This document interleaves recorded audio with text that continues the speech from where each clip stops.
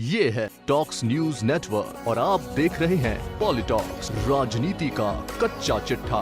राजस्थान की 15वीं विधानसभा की आखिरी बजट सत्र के दौरान मंगलवार को गृह और कारावास विभाग की अनुदान मांगों पर बहस हुई। इस दौरान प्रदेश में बिगड़ती कानून व्यवस्था को लेकर विपक्ष से ज्यादा अपनों के निशाने पर रही गहलोत सरकार, जहां कांग्रेस विधायक हरीश मीणा ने सरकार पर पेपर लीक मामले में बार बार नेट बंद करने पर सवाल खड़े करते हुए यहां तक कह दिया कि यूक्रेन और रशिया के बीच युद्ध चल रहा है, वहां नेट बंद नहीं किया गया और हमारे यहां जब कोई पेपर होता है तो नेट बंदी कर दी जाती है। सरकार पेपर लीक रोकना चाहती है या व्यापार रोकना चाहती है। तो वहीं कांग्रेस विधायक साफिया जुबैर ने नासिर और जुनैद हत्याकांड का मुद्दा उठाते हुए कहा कि राज्य समेत पूरे देश की कानून व्यवस्था खराब है। तो वहीं पुलिस की कार्यप्रणाली से नाराज आदर्श नगर से कांग्रेस विधायक रफीक खान ने यहां तक कह दिया कि उन्हें अफसोस है कि एक विधायक की जिम्मेदारी को समझे बिना पहले तो उन पर गलत तरीके से मुकदमा दर्ज किया गया और फिर उन्हें भगोड़ा तक बता दिया गया। आपको बता दें, राजस्थान विधानसभा में मंगलवार को गृह विभाग की अनुदान मांगों पर अपनी बात रखते हुए विपक्ष के साथ कांग्रेस विधायकों ने भी गहलोत सरकार की कार्यप्रणाली पर सवाल उठाए हैं। विधायक हरीश मीणा ने भर्ती परीक्षाओं के दौरान होने वाली नेटबंदी को लेकर अपनी ही गहलोत सरकार पर सवाल उठाए हैं। वहीं विधायक हरीश मीणा जब बोल रहे थे तो उनके आगे की तरफ बैठे मंत्री टीकाराम जूली ने कुछ कहा तो विधायक मीणा ने एक अखबार की कटिंग लहराते हुए कहा कि भारत में नेटबंदी के मामले में राजस्थान देश में नंबर 1 है। मेरे भाई सुन, मैं जानता हूँ तू मंत्री है, न जाने कहां से। इसके आगे उन्होंने बात बदलते हुए कहा कि हर चीज पर सरकार को डिफरेंट करने से काम नहीं चलेगा, दिसंबर में चुनाव आ रहे हैं। विधायक हरीश मीणा यही नहीं रुके, उन्होंने आगे कहा कि ये पेपर लीक, सर मैं भी राजस्थान का मूल निवासी हूं, मैंने भी परीक्षाएं दी है थोड़ी बहुत। पेपर लीक राजस्थान में क्यों होता है और राजस्थान में इंटरनेट बंद क्यों होता है? ये आईएएस का एग्जाम पूरे हिंदुस्तान में होता है, हर साल होता है। मैंने तो नहीं सुना कभी कोई भारत सरकार इसको इंटरनेट बंद करती होगी। राजस्थान में ही क्यों होता है कि पेपर लीक रोकने का तरीका, वो लीक क्यों हो रहा है उन कारणों में जाइए, इंटरनेट बंद करने से तो कुछ नहीं होगा। इसका मुख्य कारण ये है कि हम लोग उन अपराधियों तक नहीं पहुंच रहे, क्योंकि राजस्थान का आंतरिक मामला है। राजस्थान में पेपर छपता है, राजस्थान के लोग पेपर छपवाते हैं और राजस्थान के लोग ही उसको लीक करते हैं। तो कौन है वो लोग, आज तक हम नहीं पता लगा पाए। वो आरपीएससी से होता है और कोई संगठन से होता है, उनको पता लगाइए और उस नाकामी को छुपाने के लिए हम लोग ये इंटरनेट बंद करते हैं। सर इंटरनेट के बारे में आज के इंडियन एक्सप्रेस में छपा है, India tops list of global internet shut offs. और अरे मेरे भाई सुन तो सही, मैं जानता हूं तू मंत्री है और हिंदुस्तान में राजस्थान टॉप इस नंबर 1, समझ गया?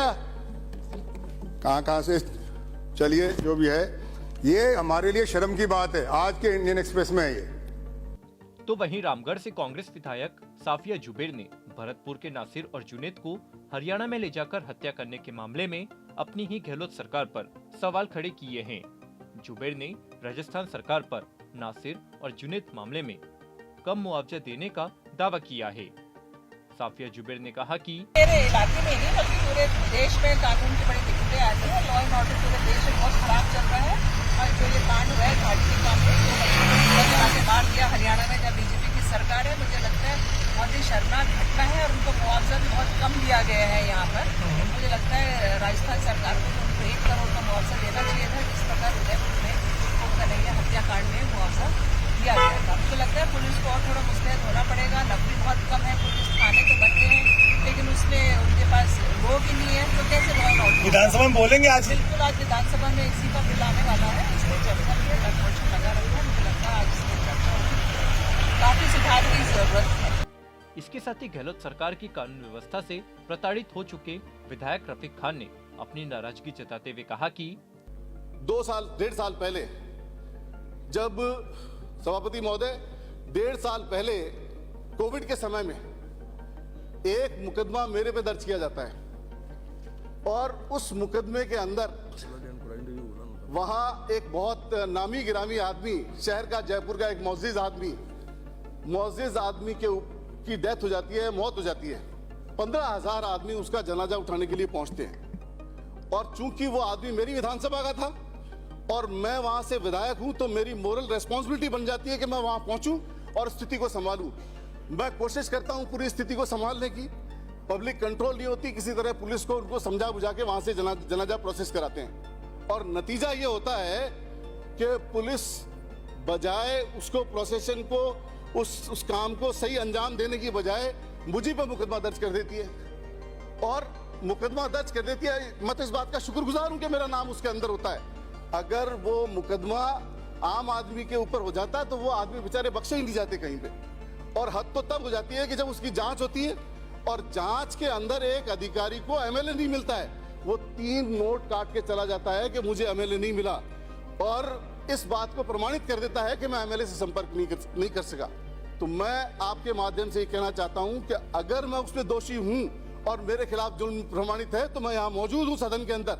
मैं यहाँ से निकलूं तो मुझे अरेस्ट कर ले और मुझे उस मुकदमे के अंदर न्याय की बात करे और कानून अपना काम करके सच्चाई की तरफ लेके जाए। ऐसे नहीं कि उसमें आम आदमी के साथ इनजस्टिस हो जाए। मैं माइनॉरिटी कमीशन का चेयरमैन भी हूं।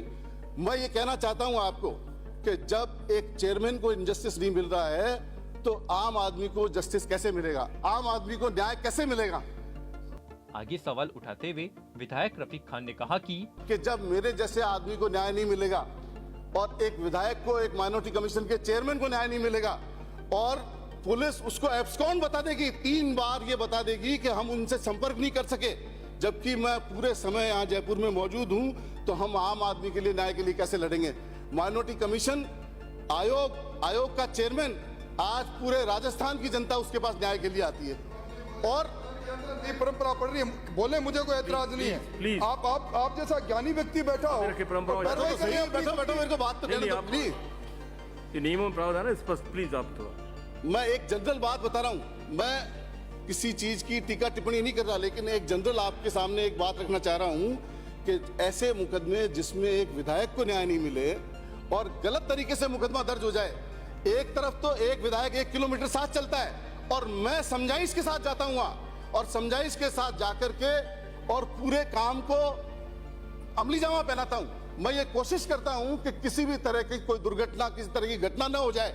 और मुझे अफसोस के साथ कहना पड़ रहा है कि उसमें बजाय इस बात को समझने के कि लोकल विधायक है, इसकी खुद की जिम्मेदारी है, उस बात को समझने के बजाय मुझे पे मुकदमा दर्ज कर दिया जाता है और ये लाइन ऐड कर दी जाती है कि विधायक ने भीड़ को उत्तेजित किया।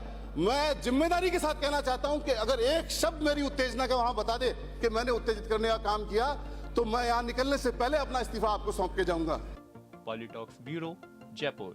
ये है टॉक्स न्यूज नेटवर्क और आप देख रहे हैं पॉलिटॉक्स, राजनीति का कच्चा चिट्ठा।